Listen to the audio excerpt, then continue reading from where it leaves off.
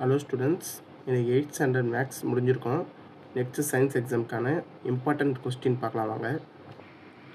இதில் வந்து 7 mark 5 mark மட்டும் பார்க்கலாம். இதில் வந்து 30 மார்க் நம்ம ஸ்கோர் பண்ணலாம். ஃபஸ்ட்டு கொஸ்டின் பார்த்தீங்கன்னா சந்திராயன் 1 சாதனைகள் யாவை? செகண்ட் கொஸ்டின் பார்த்தீங்கன்னா அமிலமலையின் விளைவு யாவை? அவை எவ்வாறு தடுக்கலாம்? தேர்டு கொஸ்டின் பார்த்தீங்கன்னா நிலக்கரியின் பல்வேறு வகைகள் யாவை? ஃபோர்த்து பார்த்தீங்கன்னா காடுகள் அழிப்பு என்றால் என்ன?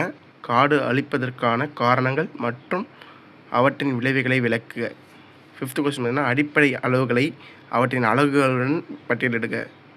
சிக்ஸ்த்து கொஸ்டின் பார்த்தீங்கன்னா நீர்ப்பாசன முறைகளை பற்றி விளக்குக. செவன்த்து பார்த்தீங்கன்னா பல்வேறு நிலைகளில் நீர் மாசுபடுதலை விளக்குக.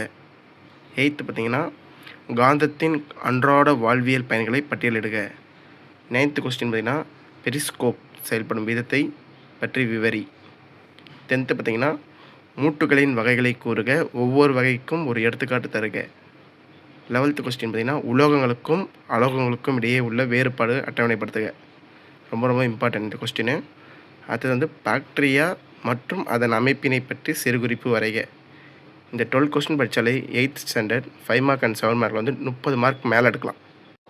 2 மார்க் 4 மார்க் பிடிஎஃப் வேணும்னா கமெண்ட்டில் பிடிஎஃப் சொல்லிட்டு கமெண்ட் பண்ணுங்கள். Thank you students.